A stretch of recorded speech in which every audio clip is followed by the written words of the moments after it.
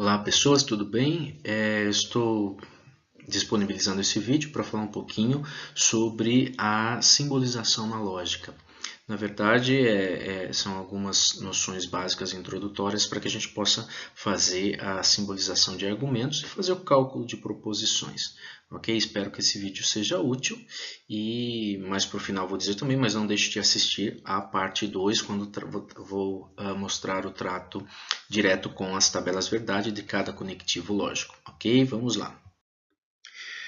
Bem, uma noção básica inicial é lembrar que as proposições serão simbolizadas sempre com letras minúsculas, começando sempre pela letra P. É uma convenção.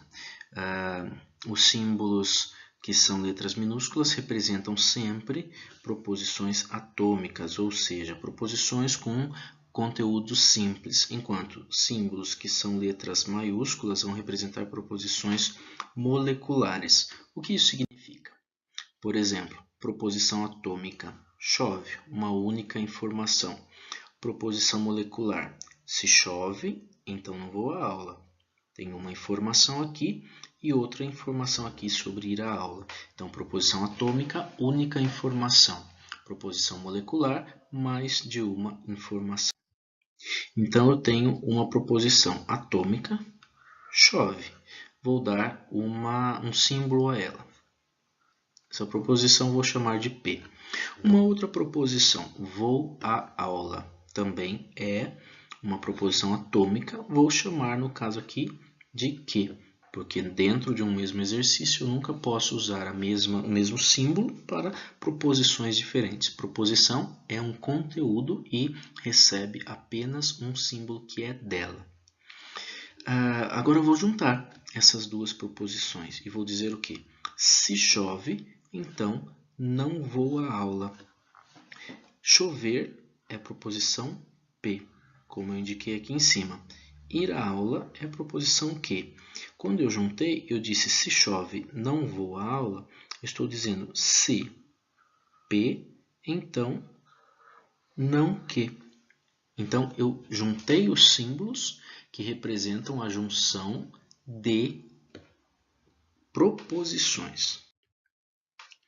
Tabela verdade. Uma tabela de verdade apresenta todas as combinações distintas prováveis de valores. Lembrando que há apenas duas possibilidades de valor para cada proposição, que são a possibilidade do verdadeiro e a possibilidade do falso.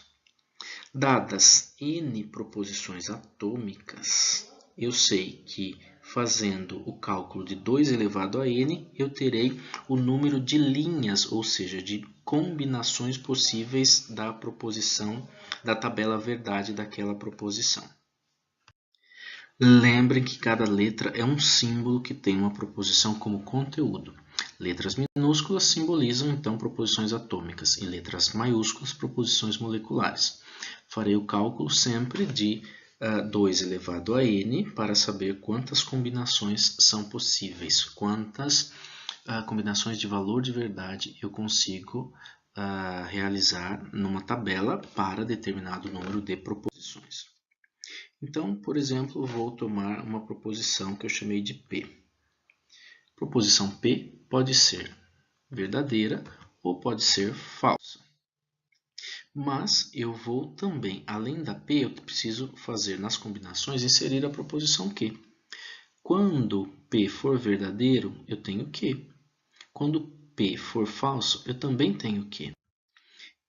Por sua vez, Q, então só retomando, eu tenho P, que pode ser verdadeiro ou falso, Q também vai poder ser verdadeiro e falso, mas em todas as vezes que ele aparece. Então veja, eu tenho aqui já 4 novas ramificações, 4 novos caminhos de possibilidades de combinações. Por sua vez, nesses 4 caminhos, eu vou colocar mais uma proposição, que no caso vai ser a proposição R. Nas 4 ramificações, eu insiro R. Mas R, em cada caso, poderá ser também verdadeiro ou falso. E daí, por exemplo, eu terei todas as combinações possíveis ao utilizar as proposições P, Q, que aparece aqui 2 vezes, e R, que vai aparecer então 4 vezes. Se eu tivesse a proposição S, ela ia aparecer em todas essas ramificações de R. Eu teria ali então 8 S's, mas eu vou parar aqui no R, não é? Porque foi o dado. Quantas combinações eu tenho? É só verificar os caminhos possíveis.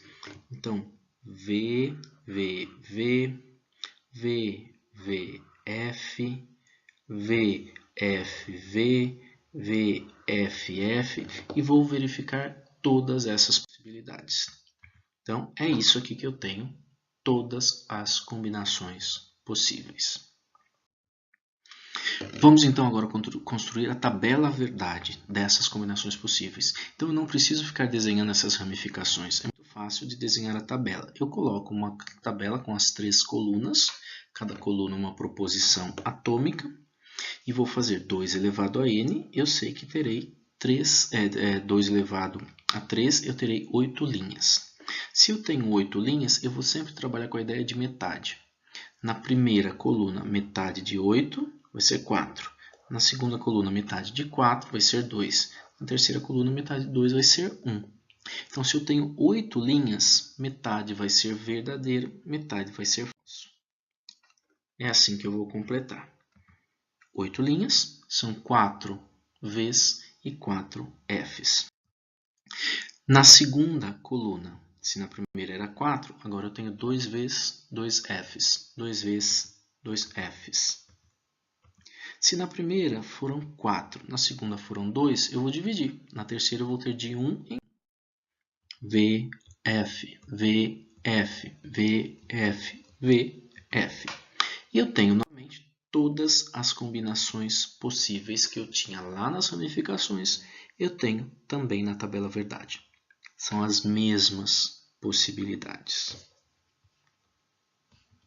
Então, você entendeu como é que se faz a tabela? É muito simples. 2 elevado a n, normalmente nós temos 2 proposições atômicas, no máximo 3, mas normalmente são 2. Então, eu vou ter 4 linhas. Se são 2, 2 elevado a 2, 4 linhas. Se são 4 linhas, eu tenho 2 V's, 2 F's. Na segunda coluna, 1 V, 1 F, 1 V, 1 F. Ok? Essa a ideia, é muito simples de construir essa tabela. E é bastante importante que se perceba essa simplicidade, porque vai se usar muito. E assim nós vamos direto para a tradução. Então, cada proposição vai receber um símbolo, uma letra minúscula. Cada variável é lugar de uma proposição, então cada letra só equivale a um conteúdo. E cada símbolo, então, recebe uma e apenas uma proposição dentro daquele determinado argumento que se está trabalhando.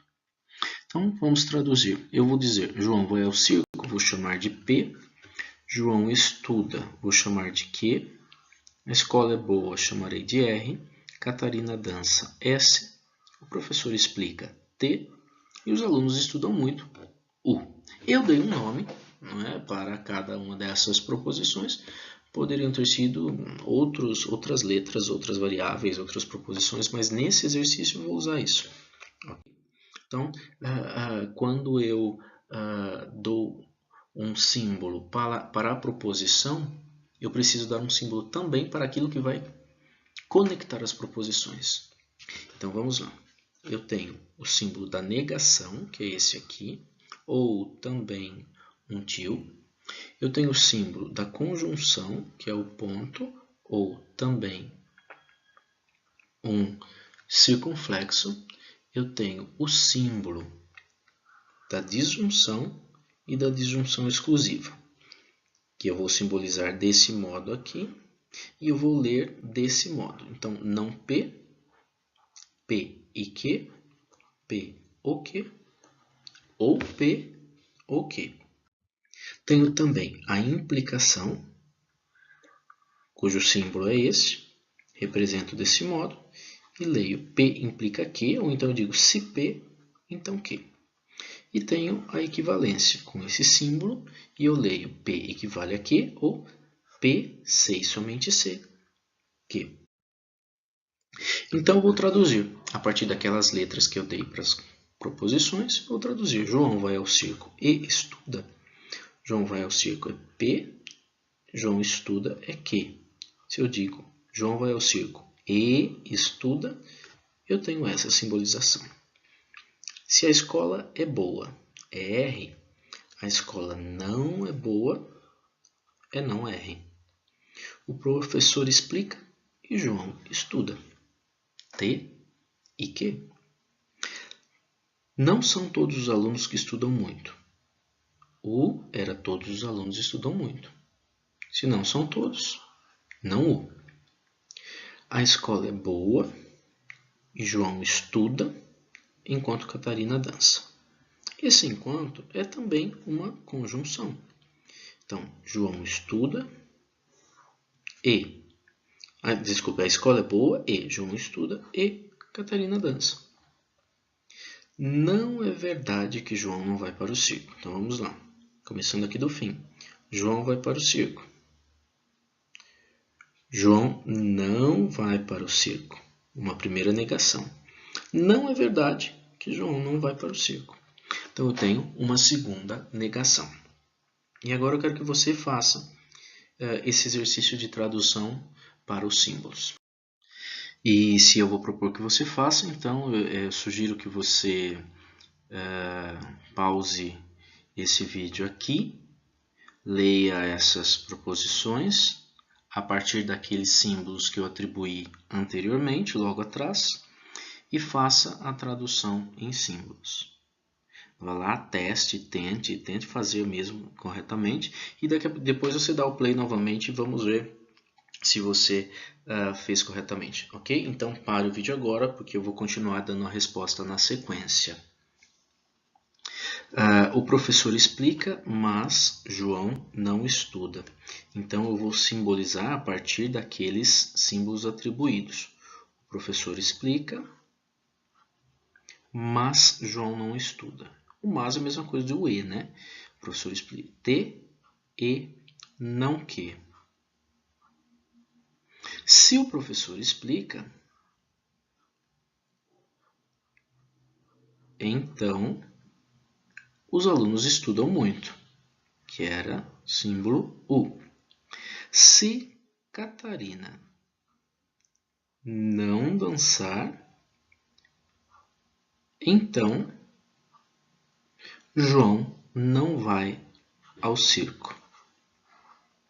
Essa próxima é um pouquinho mais longa, então você tem que ver exatamente todas as informações que são dadas na proposição para fazer a tradução corretamente. Então, olha só, se o professor não explica, a escola não é boa e os alunos não estudam, significa o professor não explica e a escola não é boa e os alunos não estudam. Então, o professor não explica e a escola não é boa e os alunos não estudam muito. Isso aqui eu vou separar com parênteses. Primeira informação. Se isso, então, João não estuda e Catarina dança. Vou colocar aqui novamente os parênteses para separar outra informação e assim fiz a tradução completa dessa proposição. E por fim, a última proposição, os alunos não estudarem muito equivale a dizer que a escola não é boa. Então eu vou indicar aqui os alunos não estudarem muito, é o não U, esse não ficou meio feinho, mas você entendeu, o não U, equivale a dizer, símbolo da equivalência, equivale a dizer que a escola não é boa. Então, não U equivale a não R. E assim, simbolizamos todas as proposições.